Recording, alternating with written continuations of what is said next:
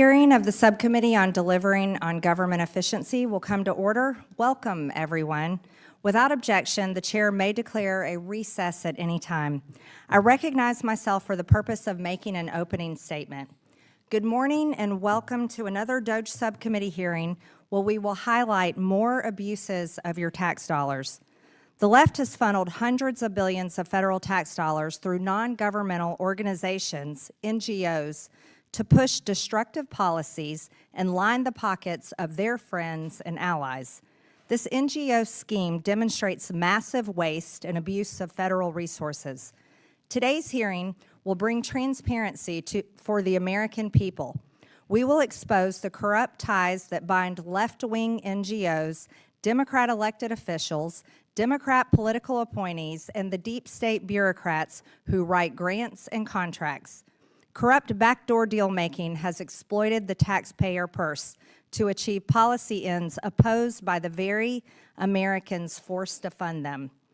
Whether by pushing green energy scams or facilitating the resettlement of millions of illegal aliens into American towns and cities, the alliance between big government and allied NGOs has been highly effective and has been flying under the public's radar for far too long.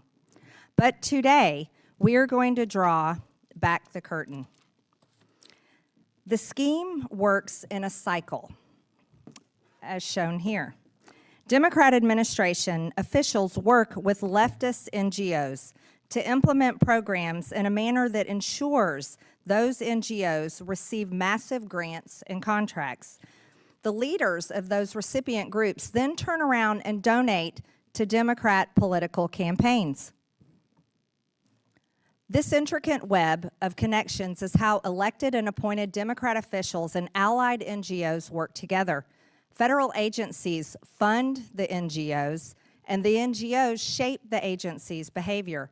It can be hard to tell where the government ends and the NGO begins. The nonprofits essentially serve as an arm of the government. To put it another way, if the permanent bureaucracy is the de facto fourth branch of the government, then these leftist NGOs are the fifth.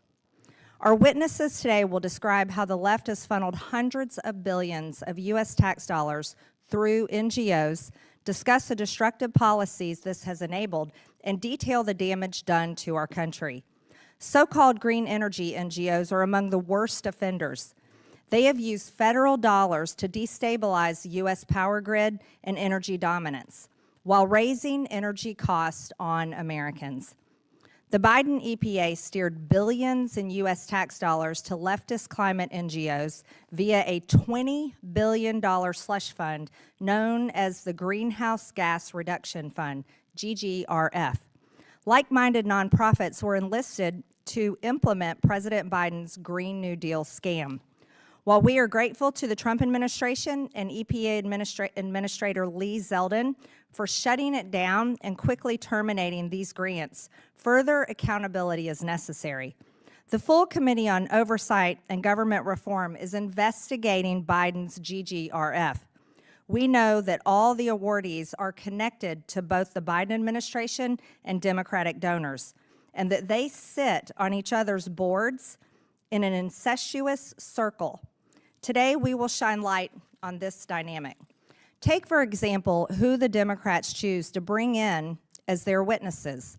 Someone so entrenched into the system that she was a director of the U.S. Department of Housing and Urban Development, a leader of a housing organization that lobbied for more federal spending, and now a nationally renowned nonprofit leader who donates to Democrat campaigns. Other examples include many green NGOs that employ former Biden administration officials. These people wrote the rules for this climate grift in which they now partake. As government officials, they were paid by taxpayers to conduct the grift. Now taxpayers are funding the grant awards that pay their salaries. This cash grab was so large that some nonprofits were birthed solely to get in on the game. One newly created nonprofit, Power Forward, received an astonishing $2 billion from Biden's EPA despite having just been formed. Power Forward is now part of a network tied to Rewiring America, which employs Stacey Abrams, the twice-failed Democrat candidate for governor in Georgia, and voting rights activist. After all, however, she would have been a good hire given her history of running her own nonprofit, which spent $3.2 million on campaign resources instructing voters to support her campaign, all of which are prohibited actions for nonprofits. Consequently, her nonprofit was levied the largest penalty ever imposed in Georgia's history for violating state campaign finance laws.